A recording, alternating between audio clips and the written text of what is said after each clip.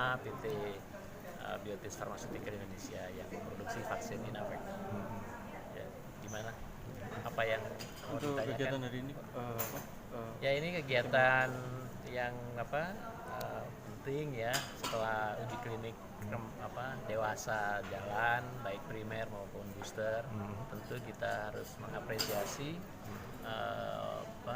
kontribusi dari semua orang yang terlibat ya, termasuk tim uji klinik, kemudian rumah sakit utama maupun rumah sakit site yang membantu proses uji klinik. Ya.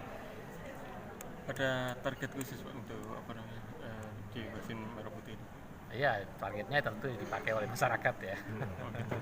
Ya, dan bisa walaupun ini sekarang masa transisi dari pandemi ke endemi ya, tapi kita tetap yakin bahwa vaksin adalah salah satu-satunya cara yang efektif untuk menghindari dampak dari satu penyakit. Untuk macamnya sendiri Pak, mulai D1 sampai hingga berapa Pak? Yang Kenapa? Terakhir, vaksin sendiri D1, D2 sampai yang terakhir ini? Itu variannya. Varian. Ini beda antara platform yang lain ya, terutama misalnya platform mRNA maupun rekombinan atau vektor vaksin. Mereka hanya satu antigen, satu protein yang sintetik yang dibikin. Kalau inactivated itu banyak ya, paling nggak ada 5 structural protein yang secara detail mungkin belum banyak orang tahu, tapi secara imunologi gitu akan memproteksi lebih komprehensif dibanding dengan yang cuman sintetik satu jenis protein. Jadi bisa cover untuk banyak sekali varian. Nah, satu-satunya uji klinik di Indonesia yang menantang antibody dengan virus itu vaksin Inavac, yaitu kita pakai tes atau uji gold standard dari immunogenicity namanya PRNT. Kalau yang vaksin lain nggak melakukan itu.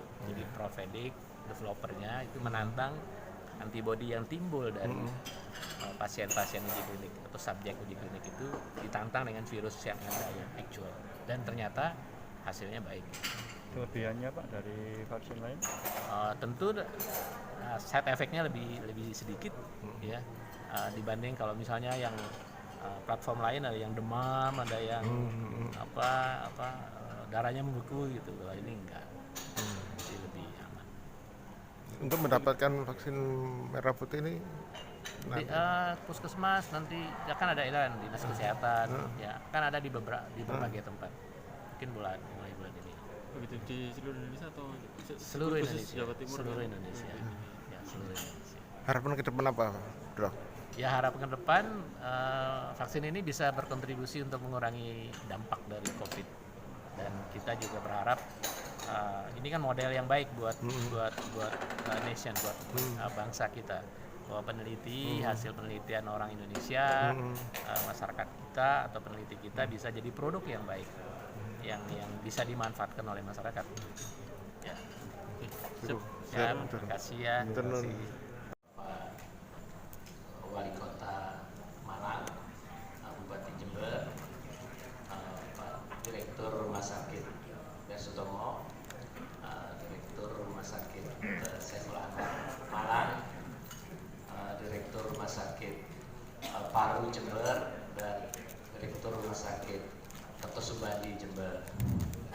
Sebenarnya hanya satu kata yang ingin saya sampaikan dalam kesempatan ini adalah terima kasih kepada semua yang terlibat terhadap proses pengembangan vaksin merah putih Inavac.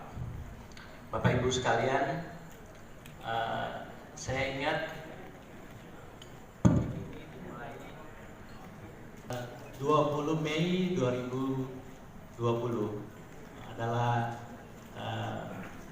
WA pertama atau komunikasi pertama saya sebagai Direktur PT Biotis Pharmaceutical Indonesia dengan Provedic.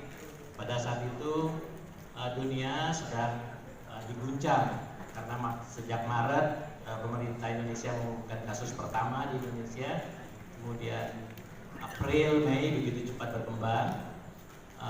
Profetik WhatsApp saya malam-malam, ya. Beliau panggil saya, Dik, bisa bantu nggak penelitian COVID, karena kita akan merencanakan mengembangkan vaksin COVID. Saya juga kaget, wah, sementara tanpa mempertimbangkan apapun, saya bilang langsung mengiyakan. Ayo Prof, kita sama-sama. Pada saat itu Prof Cita, kemudian seminggu atau 2 minggu kemudian saya menghubungi Prof Cita, dan dimulailah babak pada saat rencana awal tim RSDS dan tim UNAIR mengembangkan vaksin dengan platform seperti AstraZeneca, ya, adenovirus, ya. Kemudian berjalan itu jauh sebelum Presiden mengeluarkan Kepres nomor 18 tahun 2020. Itu ide mengembangkan vaksin pertama kali itu ada di Surabaya, ada di RSDS, ada di Universitas Airlangga. Kemudian dengan berjalannya waktu ternyata pengembangan vaksin ini nggak kecil biayanya, nggak kecil resources yang dibutuhkan. Oleh karena itu dalam proses berikutnya saya juga menghubungi mulai. Nah, kemudian kira-kira November keluar Kepres nomor 18 tahun 2020, dan 9 November tahun 2020 Universitas Airlangga, Rumah Sakit Dr. Sutomo Surabaya, dan PT Biotis Pharmaceutical Indonesia menandatangani kerjasama pengembangan atau menandatangani kerjasama penelitian pengembangan vaksin COVID. Jadi 9 November dimulai secara formal atau secara resmi kerjasama 3 pihak antara UNER, RSDS, dan Biotis, ya. Pada saat itu juga masih gelap nanti ujungnya seperti apa, ya, karena UNAIR tidak Prof Edik, saya tahu beliau adalah virologis, dan klinisi di RSDS juga banyak, ya.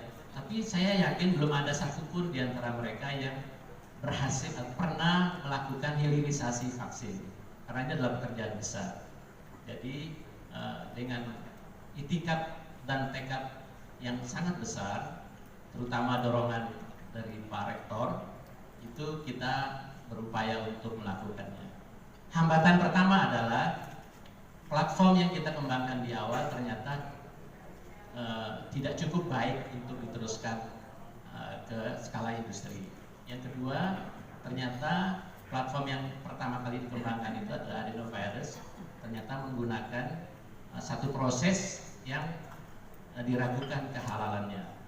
Kemudian Maret tahun 2021 saya menghadap dengan Prof Edik, menghadap Menteri Riset, kita bilang ini sudah halal, ini maka kita mengusulkan untuk mengganti platform. Bayangkan mulai Mei, Juni sampai Maret mau ganti lagi balik, padahal Sinovac sudah. Kemudian kira-kira bulan Juni, Juli, Agustus kita melakukan preclinical trials, dan sangat banyak hambatannya. Pada saat baru memulai proses upscaling atau piloting di Biotis, kemudian melakukan preclinical trials setelah laboratory exploration selesai, BRIN-nya Kemenristek BRIN itu bubar, ya. Harusnya penelitian awal itu dibiayai oleh Kemenristek BRIN, tapi karena BRIN-nya bubar dan sampai sekarang BRIN-nya juga sibuk dengan institusinya dan birokrasinya, maka anggarannya nggak turun untuk itu. Diskusi sama kita, udah Pak Dirman, apa yang Biotis bisa kerjakan, apa yang Biotis bisa biayai, lakukan, apa yang UNER bisa lakukan dan biayai.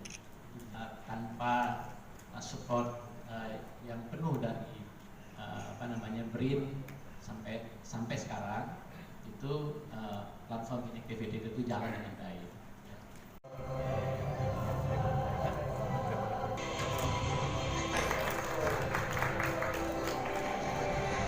Prof.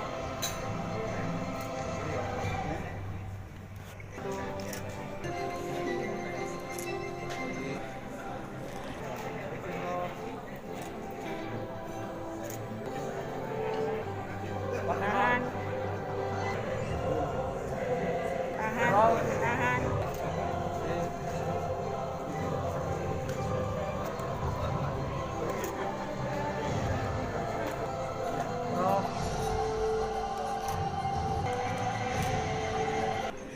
Prof, G32. Lagi, Prof.